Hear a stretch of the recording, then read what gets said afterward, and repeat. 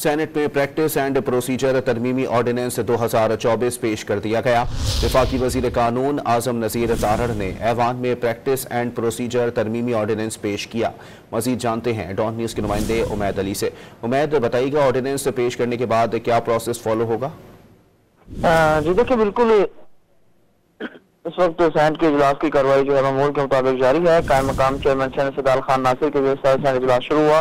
तमाम मामूल की कार्रवाई के मुताबिक सेनेट मुख्तलिफ सवाल जवाब के बाद जो सेनेट प्रैक्टिस एंड प्रोसीजर तरमीमी ऑर्डिनेंस है 2024 वो वफाकी वज़ीर कानून आजम नज़ीर तारड़ ने जो है अवाम में पेश किया है।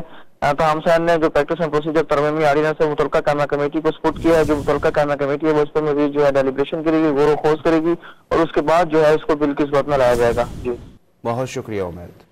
सेनेट में प्रैक्टिस एंड प्रोसीजर तरमीमी ऑर्डिनेंस 2024 पेश कर दिया गया। वफाकी वजीर कानून आजम नज़ीर तारड़ ने ऐवान में प्रैक्टिस एंड प्रोसीजर तरमीमी ऑर्डिनेंस पेश किया।